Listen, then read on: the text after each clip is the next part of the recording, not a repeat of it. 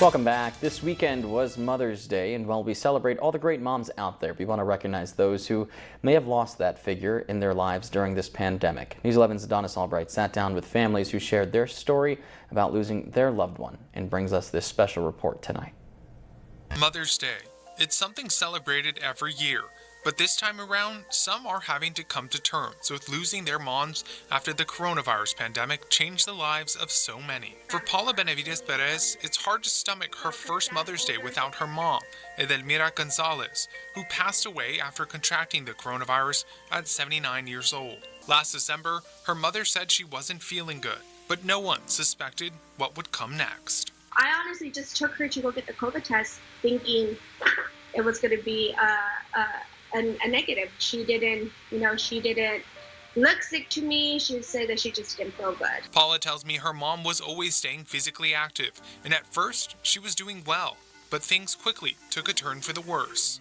COVID had already done so much damage to her organs, and it was one organ after another shutting off. And my father, he had like a really hard time with it. So, when the doctors asked, like, should we just, disconnect her? Like, nobody wants to do it.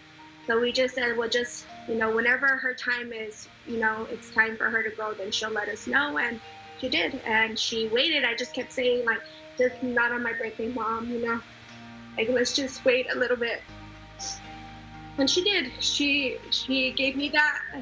It's a heartbreaking story that many around the world share. Mariela Quinteros and her sister Clarissa lost both their parents to the coronavirus earlier this year, just months apart. We're a really close family. Me and my brother, my sister, my dad, and my mom. It was always just us and the kids. Life without them has been really hard and difficult.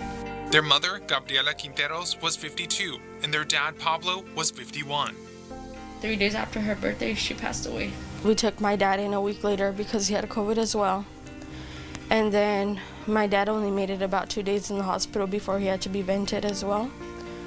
And then he lasted about 14 days on the ventilator, and then he passed away. And during that time, my mom was on a ventilator as well, so my mom never had any recollection of my dad passing away. Mariela just graduated with her master's degree and knows her parents would be proud of her and her sister and how resilient they've been. Josefina Reyes tells me her mom, Maria Elena Garcia Zuniga, was a family-oriented person who always put others first. The last time that we got together was Mother's Day last year. Shortly after that, her dad contracted COVID, and it spread quickly. And then from there on, everybody else got sick. My mom ended up going into the hospital. And eventually, once she got to ICU, we kind of knew that it was something that wasn't going to be good. We all got cleared from the health department. And I was the last one to get cleared. I was the last one to get sick. And my mom passed away the following day. She kind of, I always see it as she needed to make sure that we all made it before she could go. Josefina tells me she grew closer to her mom after becoming a mother herself, and now she would give anything just to talk to her one last time. I wish I could have her. It's one more day. I wish I could pick up the phone and just call her, hear her voice. This Mother's Day, she's honoring her mom with one of her favorite things, a mariachi band. Jenny Franco's mom, Teresa, lost her fight against COVID in June of last year. The ambulance finally came, and by the time the ambulance came, she was gone. One of her favorite things to do was dance with her now late husband. Now, Jenny wears this mask in honor of her mom, a reminder that she will carry on and get through these hard times. We miss her, and this Mother's Day is gonna really suck because I'm a mom, but at the same time, I want my mom, But we'll get through this. We're gonna spend the time at the cemetery. A question I asked each person who shared their story.